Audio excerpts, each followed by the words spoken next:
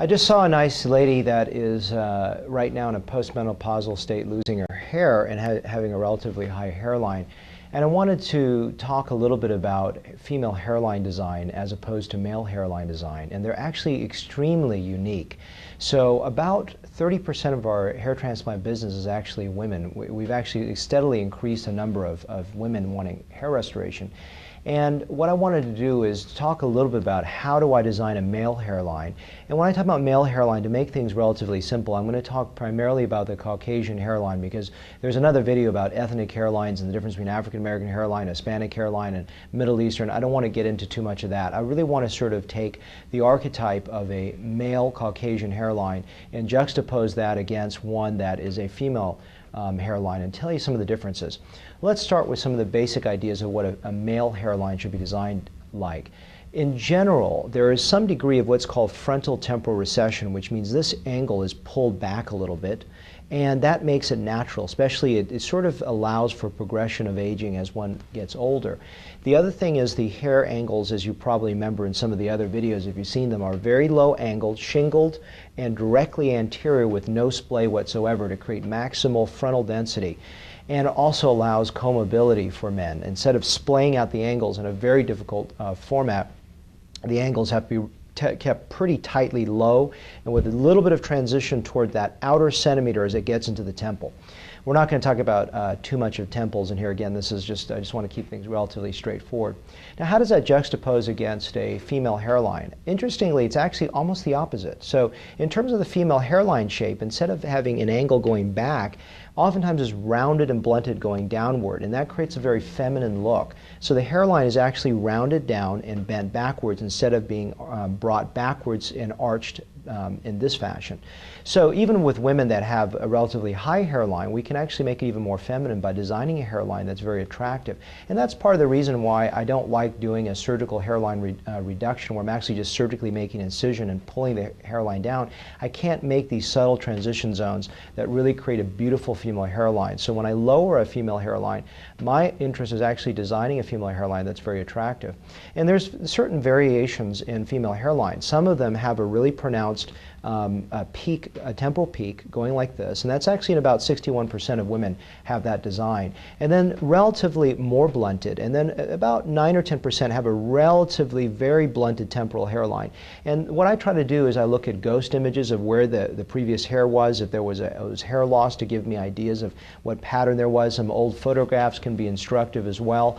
And also just facial shape. Sometimes the facial shape, if it's a very narrow facial shape and you really bring the hairline too far forward, it actually narrows the face too much. You really want to be able to design a hairline that is going to match the woman very well, and that's very important. So just to reiterate that point is that the actual shape of the hairline is radically different from the male, and almost the opposite, because male hairlines are relatively suppressed going backwards, whereas female hairlines are blunted going forward, and again with some of the subtleties in terms of shaping we just talked about.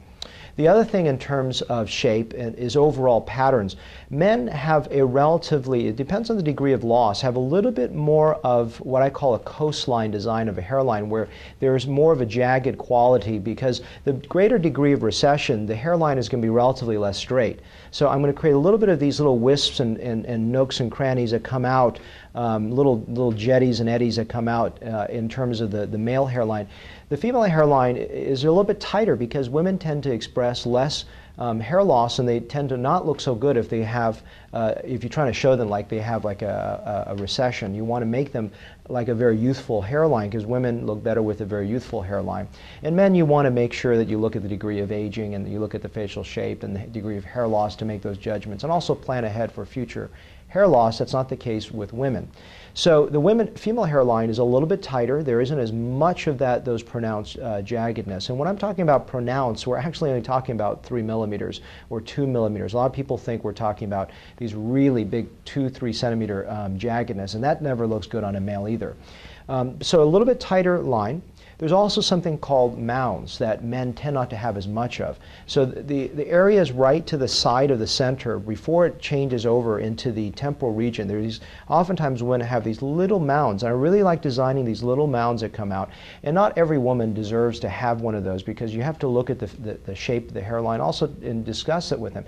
the times that I use a little bit of a mound is if the hairline is going to be too straight on a female. Even though we're curving down the sides, if the frontal hairline looks a little bit too straight, the mounds create a little bit of visual break, and that sits right between the center and also and the side where it goes down the temple. I hope this is not too confusing, and these are little difficult things to discuss. The other thing that's really interesting, besides the shape of the hairline being the opposite of the male hairline, is also the way that the hairs are actually angled. So the thing that I do is I create the pattern for the girls that work with me, the women that work with me, to make the sights, to put the hairs into my sights. And the way that I angle the sights are actually almost the opposite when I'm designing a female cowlick. So men may have a widow's peak that go forward, but female cowlicks, interestingly enough, about 70% reverse and curl back. So I'm actually designing this, and it's extremely complicated to do a female hairline compared to a male hairline, and to do it right. And that means creating the whirl. And actually what I do is I look at the existing cowlick that they may have. As I extend it forward, I'm designing the female hairline to really create and continue that cowlick, because it creates an ability to create a very feminine look, and especially allows them to style the hair very well.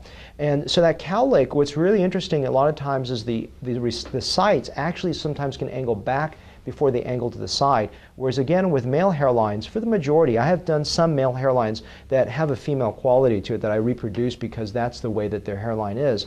But with most men, it's a pretty straight angled down anterior, versus females are whirling and create almost a spiral going backwards. With the recipient sights, I have a lot of them actually angle backwards, which is not good for men.